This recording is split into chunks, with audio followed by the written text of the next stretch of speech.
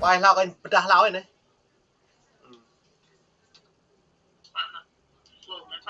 cả bồn xăm này cả bồn xăm này bồn xăm là plom nhưng mà nó vừa cỡ lần bình cọc nà lâm trường nó phạ plom của bụi xôi lệ lắc em nó phạ cái này lại đây năng này lâm trường bụi liếm biao nè hai chỗ cái là lâm trường này ngã đi ngang lăng là bồn xăm đi rồi doan tông chê tay này cái lệ lạ này cái rõ ràng lần này ngã xôi thun nhớ lần này nó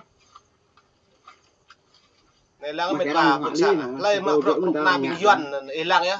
lăng nhạc cái nạ bồn xăm một cái nhà đề cà đấy đi cái lực cột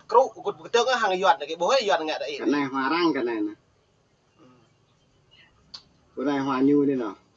lâm trường bụi liếm biao ấy đàng nó nè bôi à bụi bong nó bạc cái là nhà nước này ta đom nhà nước bên này đom nhà nước đó bụi bong ở này lê trống bụi blang là bụi dè là cất là con chị lót này cái chị lót bít một cái giáp đấy đồ đi nó tay là cua thế nào nó đồ đi nó bắp thế là buồn sàng ta lăng ấy mình bảo mời đột lăng bình nhô đồ thật đấy ở đây này nào nó đang bứt đây nè anh tin như đây bứt tin bên nắp nhé bên cô như hia tâm kết tâm ta lại bình như lế á nè lế như là tuột là thôiต้องnhư đây bứt này tuột là thôi như đây bứt này tuột là thôi như đây bứt này này cặp mẹ mới rẻ này bồ như bứt là đặc biệt nữa nè bình tuổi làng cái sắc đấy này nó mình vừa thế thôi giờ ta prepo bụi đó mọi lệ học bụi bong ta này chi dàn bắt ta cái bụi thằng quên nhang nó quên à bình hòa đang ca hòa lên năng có chẳng trâu của hòa mà bên đêm thì như ngạn lâm trương mình là bình tọa như mình đã mà bên hóa nhiều tọa bình nhiều ngạn lâm trương thì nên ta lại nhiều mà ngạn lâm trương ta bình nhiều chặt cái tí nhiều năng còn quay là họ trâu đang làng mà bên nữa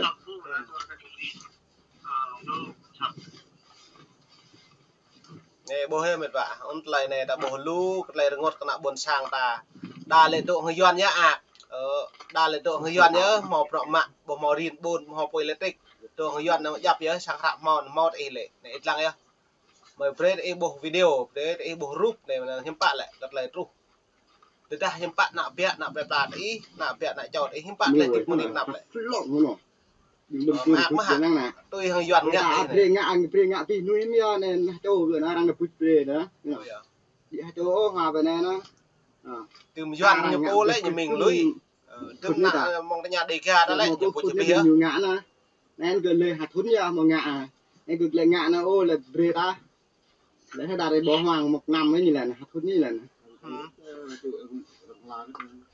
thì đó là nó đào nó khá lộng rồi mà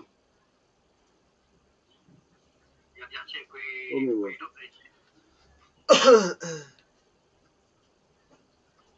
nó cầm trăng hoa đừng cập như hoa cập nhiều hoa lắm mình cập như này ít lăng ấy mệt và buồn sảng à nè cái anh ấy cả buồn xong họ pre buộc lại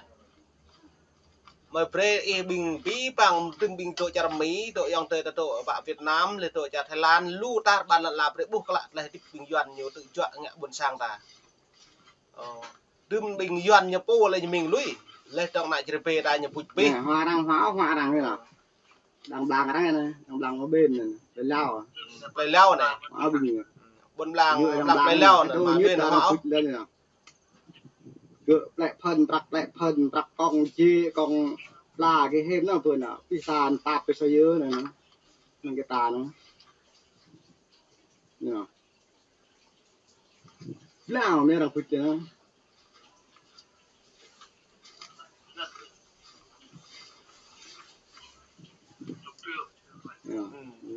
với bình doan lại nhà mình là mình là chẳng chơi đã như ngại gần nữa năng rõ ràng hơn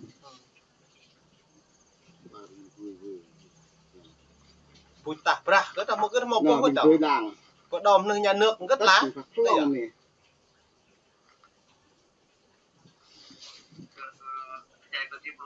đó là này chơi là pe là phân này chan mới vậy chơi theo ấy chan mới vậy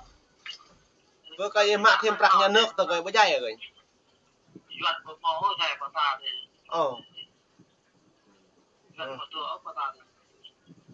này cả nó gặp lên leo ple bồn xong bồn gặp lên leo nghe phong bứt cả chữ tôn đó là này giống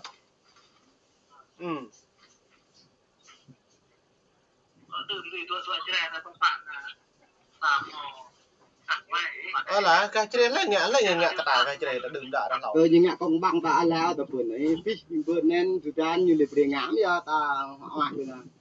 nè đang hỏa mày cựa ngã đến nơi nè biết mình ngã đến này con abri nak lainnya abri fish kan yaนั่นเนี่ย nè mình là gan abri ngã fish bộ cựa là cặp tụt khai là đơn đi là abri ngã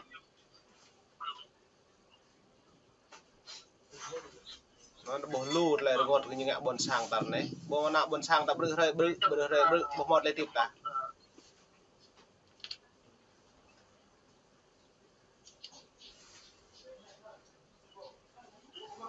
nên mình bảo nó mày press ấy vô lằng lại video này lại nhật thuê bình công an này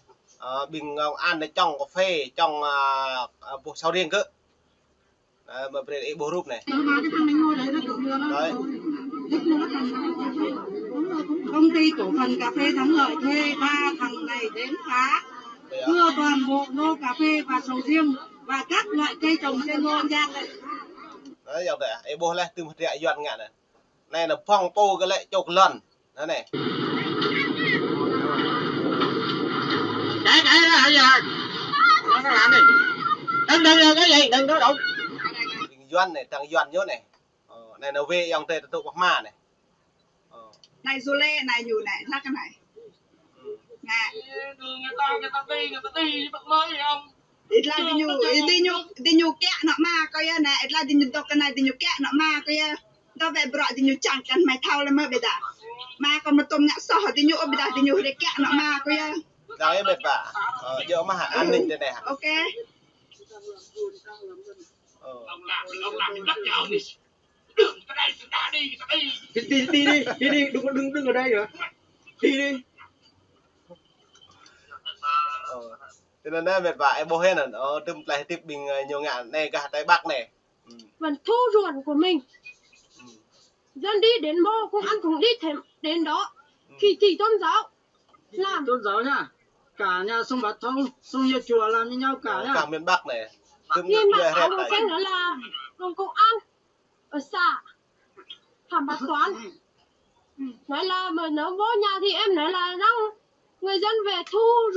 lúa mà không nói, nhưng mà hắn nói là không biết đến, nhưng mà người dân đi mua cũng đi đến đó nha. Bây giờ nằm bên sang này túm như nghe trẹ và như nghe pi bằng gặp rõ nhố lấy pu đau ấy đi lấy dây rệt như phải càng phải pi bằng ấy càng nhồi á mà miền Bắc rồi miền Nam nhiều phải lần nhiều ái như vậy xèo liền nên tờ này đã bột là rượu của Phan Xòe như ngạ nó buồn sang tờ này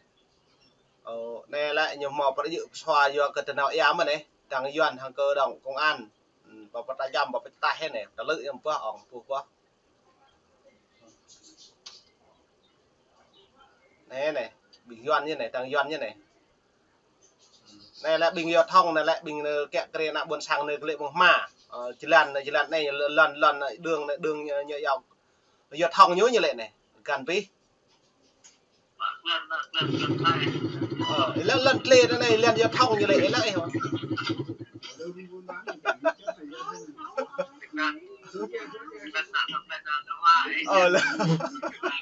cái đường nó như thế này,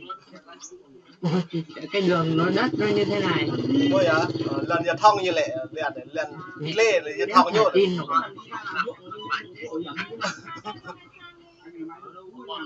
Nó làm dứa ở đây, trồng dứa ở đây chỗ này. đặt lao mai là lượt lại phiền cái lúc này Doan rồi lá lặng lao còn lại mình thì nhận nó một lô được rồi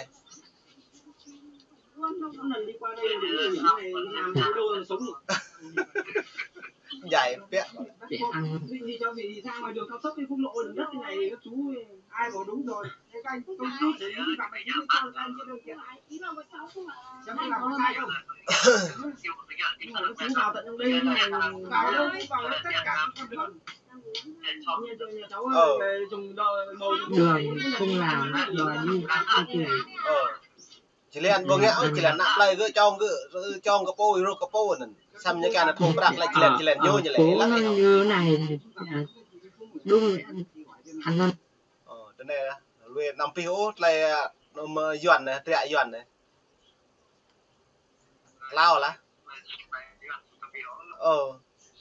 này chính quyền cướp đất này phá nhà cướp tài sản này đây này dọn như này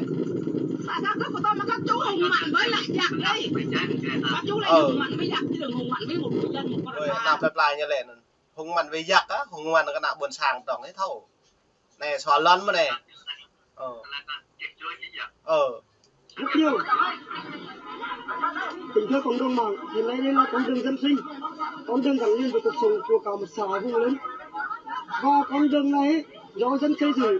thế mà cộng sản ở đây nó đã chính quyền địa phương kết hợp với các công ty.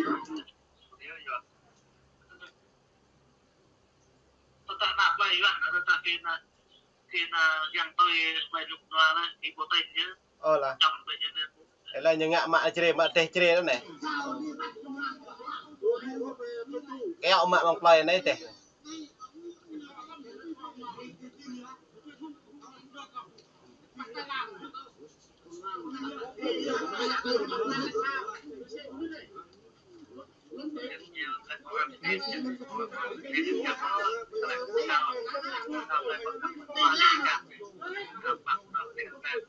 này cái hà pana này na sai chật lông này giờ thòng nó mạ kẹo mà liền mạ được nhá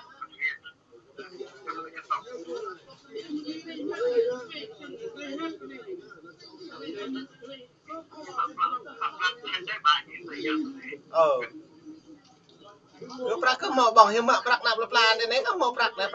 bạc lưỡng cho bà giáp này nửa lù đây lại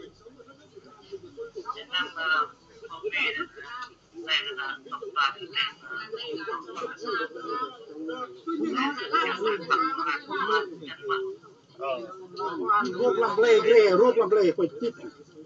ruột về tôm ghê làm lê, ruột tôm ghê làm lê ha.